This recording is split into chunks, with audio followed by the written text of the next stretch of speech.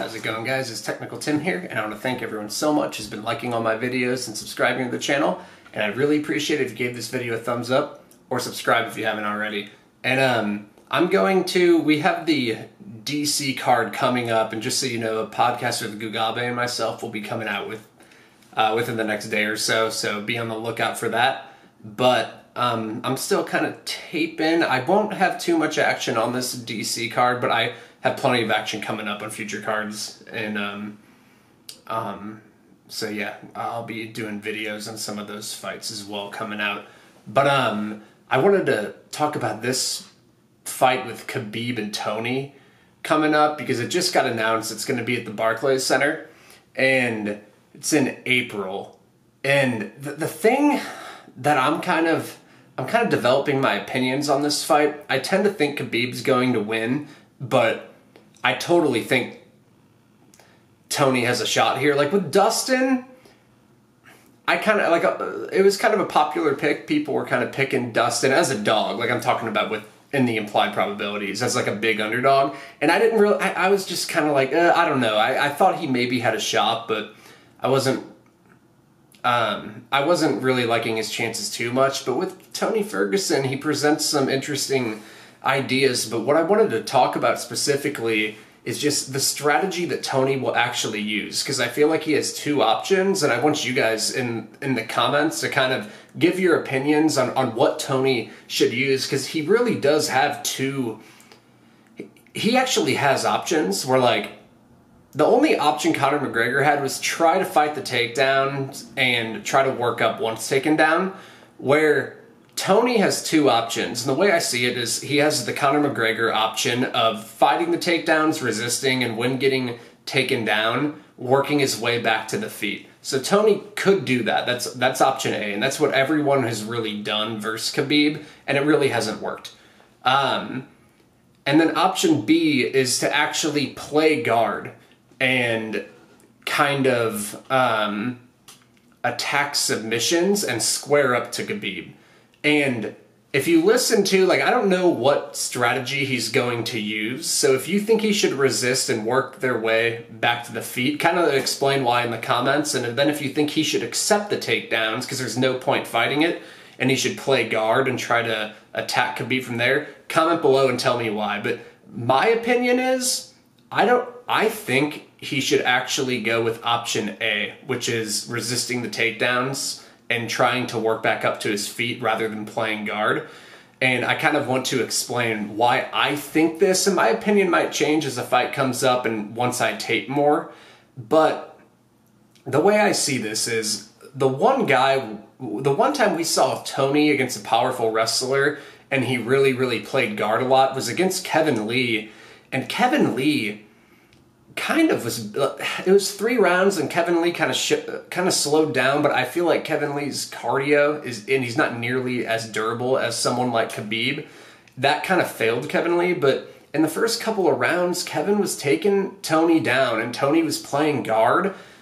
And what I'm afraid what will happen against Khabib is if Tony starts going for submissions like triangles and arm bars, it will give a wrestler like Khabib an easy passing opportunity. And Khabib can really punish you once he gets to a dominant position. Like if he gets a side control and gets a wrist right or something, he could really tee off on Tony. And you saw Kevin tee off on Tony from mount. So I tend to think, I don't like the playing guard situation. Like, I know Tony's got a good guard, but I do think it will be very tough to sub Khabib. I'm not saying it's impossible. Poirier had him in a tight guillotine.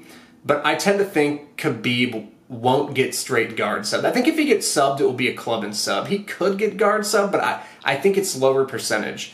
And another reason why I don't like the main reasons I don't like Tony playing guard is if he goes for subs and actually tries to get a finish from the sub, it will just give Khabib easy passes to advance to a dominant position, kind of like Kevin Lee did. And just, I think floating on top and being on top rather than continuously mat returning someone, I tend to think that won't drain Khabib's gas tank as much. And I think the strategy of Tony Ferguson pouring it on late, which a lot of people talk about, Khabib may not be tired later if Tony just kind of plays guard, because at least from my experience, I know a lot of, like, I come from a wrestling background, not a striker or anything, but I know floating on top for me is less energy exerting generally than mat returning and continuously taking someone down. For me at least, and that tends to be how it is with Khabib too, and I'm going to explain even in the numbers, and if you go watch the fight, like, I know whenever you talk about Khabib Conor, you have one side or the other calling you an idiot, but honestly, like, I don't have anything, I'm not a fan of either guy, and I don't dislike either guy either. I just kind of, I'm fine with both of them, I don't really care. But if you watch that fight, and even versus Ally at Quinta, both of those guys used option A, which is the option that I tend to think Khabib should do, of just resisting the takedowns and working back to the feet and just sprawling and brawling and not playing guard. But both of those guys did that, and if you look, they actually had success in the grappling compared to the later rounds. Like, they still got smashed. I'm not saying like they did well or anything, but if you really look at it, let me pull it up. I forget the exact numbers in my head. Against Conor, hold on, sorry.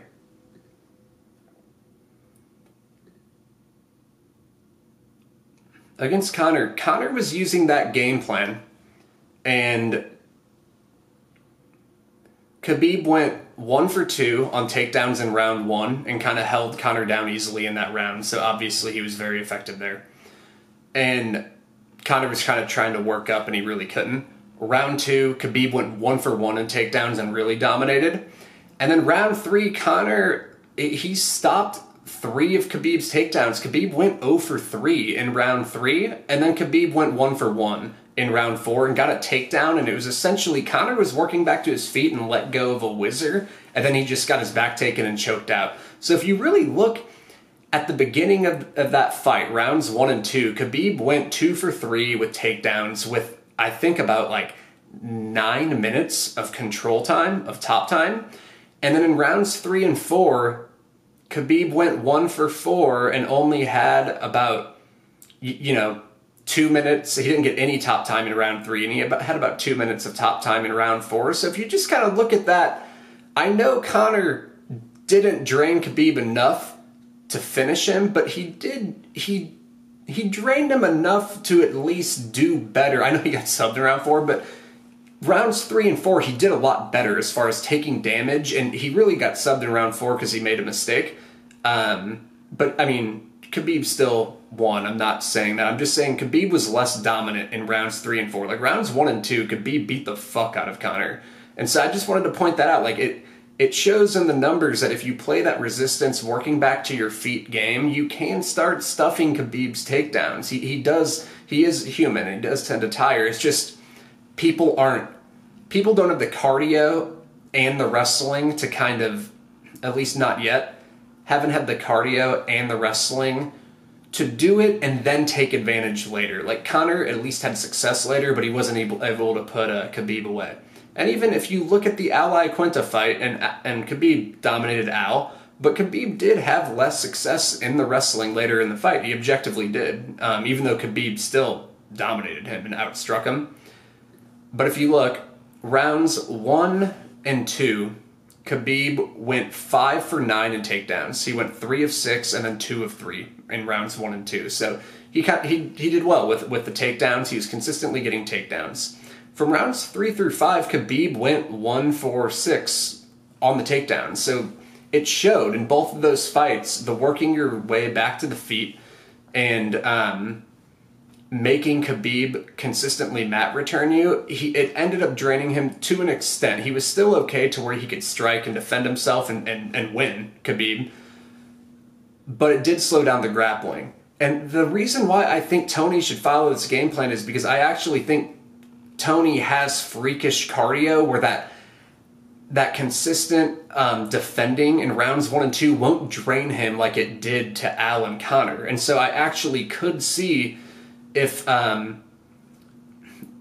Tony consistently makes Khabib work in those early 2 rounds, that I do think Tony could have a window to have success from rounds 3 through 5 and start pressuring and landing his volume, because, I mean, he does have better cardio than those guys. And just like a slight illustration of this, like Conor outlanded Khabib. Like Conor definitely won round 3. He got dominated in the other rounds, but Conor outlanded Khabib 44-17 in the total strikes in round 3. So it shows like you can start taking over on the feet a little bit against Khabib later. Al wasn't really able to do it, but Al's not really on the level of a Tony Ferguson. So that's what I think Tony should do, at least for now. Like, I might change my opinion later, but like, some of his coaches are talking about how they're going to square up and play guard, but I'm just worried if he does that in the first couple rounds, if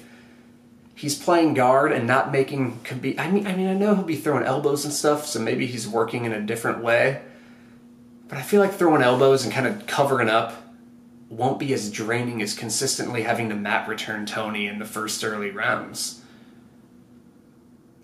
Yeah, like, but I'm afraid if he just plays guard, if Tony plays guard, then eventually Khabib, maybe he might not gas right away. Like, maybe he won't tire until round 4 and it could be too late, and then Tony's going to have to get a finish, which Tony could maybe get a finish, but I do think it will be tough to finish Khabib. It's possible, but could happen. But let me know your thoughts. That's kind of my opinions. I kind of stand on the side of Tony shouldn't change the strategy of what Conor and Al tried doing, because I think Tony has the cardio and even just like the resistant grappling to tire out maybe Khabib even more.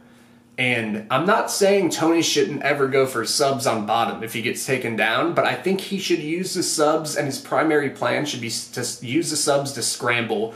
I mean, if the sub's there, the sub's there. But I think he shouldn't be solely focused on the sub. He should use the sub to scramble up and not always go for the finish with the sub. So that's kind of my opinions on the fight, but let me know below. Thanks, guys. Bye.